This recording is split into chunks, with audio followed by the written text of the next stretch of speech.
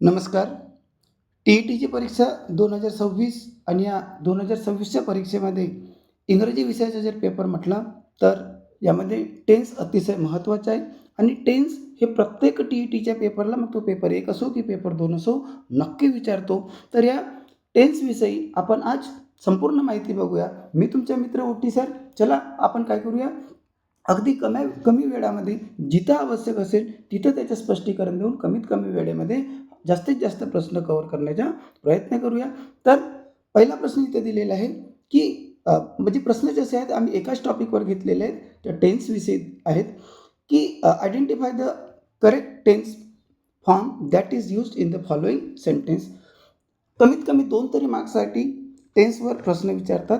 तर we had been playing in the park. आता याच्यामध्ये लक्ष द्यायचं, we had been playing in the park याच्यामध्ये हॅड आणि बीन लागलेला आहे आणि त्यासोबतच क्रियापदाला आय-एन-जी लागलेला आहे. तर हा कोणता टेन्स होईल? तर हा होईल पास्ट परफेक्ट कॉन्टिन्युअस टेन्स. पर्याय क्रमांक 2 याचं बरोबर उत्तर असेल. दुसरा जर आपण प्रश्न बघितला, they had heard about the miracle.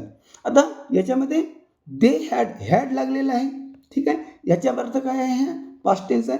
They had heard आणि याच्यामध्ये क्रियापदाला ईडी लागलेला आहे. तर हा काय होईल? पास्ट परफेक्ट टेन्स होईल. पर्याय क्रमांक 1 याचं बरोबर उत्तर असेल.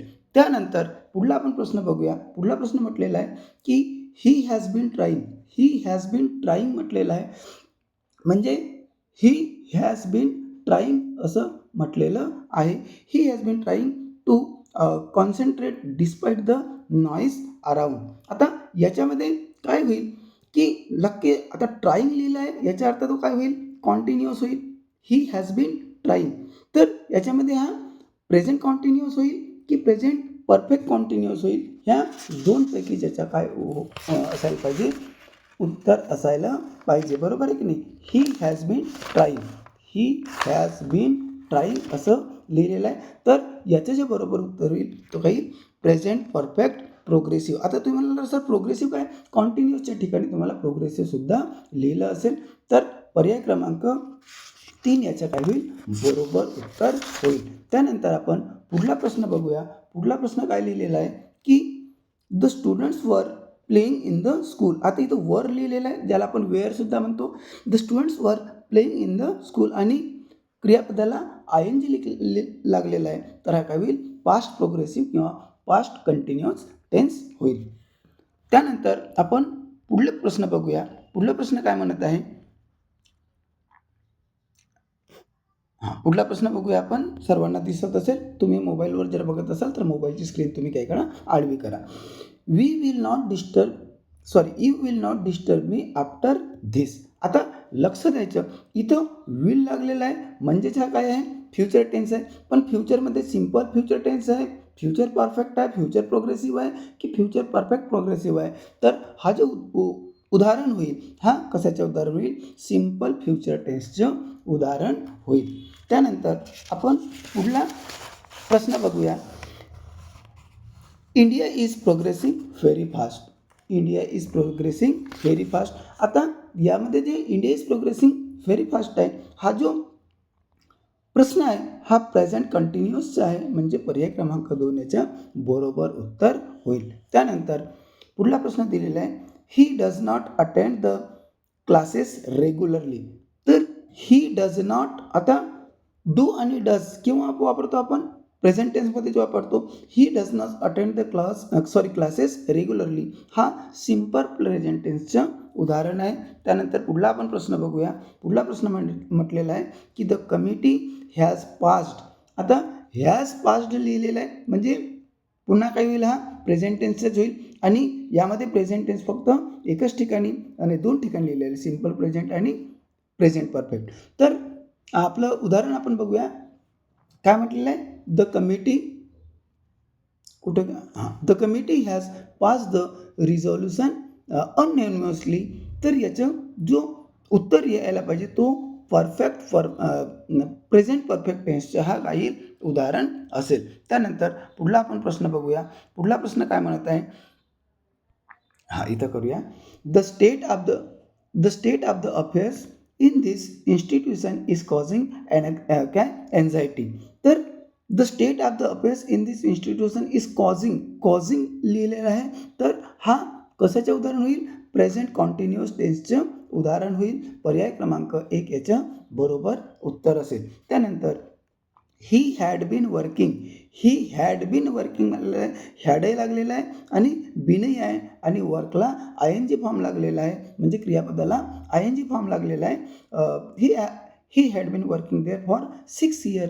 तर हा जो प्रश्न असेल किंवा हा जो उदाहरण असेल हा पास्ट परफेक्ट कॉन्टिन्युअस टेन्सचं उदाहरण आहे. त्यानंतर आपण पुढला उदाहरण बघूया. The lamps were playing gracefully in the field. तर हा प्रेझेंट परफेक्टचे उदाहरण आहे, सिम्पल परफेक्टचे आहे, पास्ट परफेक्ट प्रोग्रेसिव्हचे आहे की पास्ट कॉन्टिन्युअसचं आहे. आता याच्यामध्ये सुद्धा काय आहे? ING लागलेला आहे. द लॅम्प्स वेअर है ना, म्हणजे पास्ट टेन्स आहे आणि ING लागलेला आहे, म्हणजे पास्ट कॉन्टिन्युअस टेन्स हा याचं काय होईल? बरोबर उत्तर होईल. त्यानंतर पुढला आपण प्रश्न बघूया. तुम्हाला जर प्रत्येक जे ऑप्शन आहे त्याचे जे डिस्क्रिप्शन पाहिजे असेल, जास्त डिस्क्रिप्शन पाहिजे असेल तर तुम्ही आम्हाला तसं कमेंट्स करा. आपण प्रत्येकाचे काय करूया? एक फॉर्म्युल्यासहित, त्याच्या सूत्रासहित आपण त्याचे काय करूया? विश्लेषण करूया. Only 3 families steel live in the village. हा आपलं काय आहे? प्रश्न दिलेला आहे आणि याचा आपल्याला काय ओळखायचं आहे? टेन्स ओळखायचा आहे. तर हा जो ओनली 3 फॅमिली स्टील लिव्ह फक्त लिव्हच दिलेला आहे, तर हा सिम्पल प्रेझेंट टेन्सचं उदाहरण आहे. पर्याय क्रमांक 4 याचं बरोबर उत्तर असेल. आणि समजा तुम्हाला जर वाटत असेल की सर ज्या स्पीडने शिकवता, ज्या प्रकारे शिकवता तेच ठीक आहे, असेच कंटिन्यू करून दुसरे व्हिडिओ बनवा, तर आपण तसे सुद्धा व्हिडिओ आपण बनवू शकतो. महत्त्वाचं आहे की कमीत कमी वेळेमध्ये तुमचे जास्तीत जास्त काय व्हायला पाहिजे? प्रॅक्टिस व्हायला पाहिजे. ठीक आहे. त्याच्यानंतर पुढला प्रश्न घेऊया. He left the office in the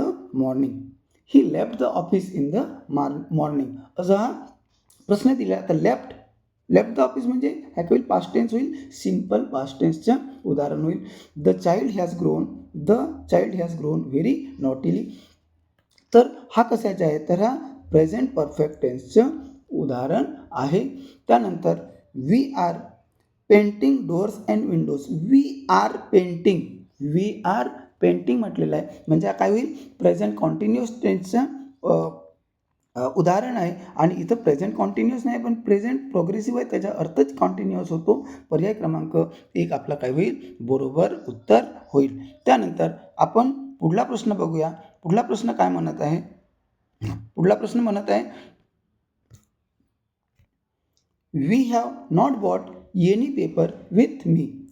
I have not bought any paper with me. तर हा जे उदाहरण I have not bought any paper with me. आता हॅव लागलेला आहे आयच्या सोबत, म्हणजे काय व्हायला पाहिजे? प्रेझेंट टेन्सच व्हायला पाहिजे. आणि हा जो प्रश्न आहे हा प्रेझेंट परफेक्ट टेन्सचं काय आहे? उदाहरण आहे.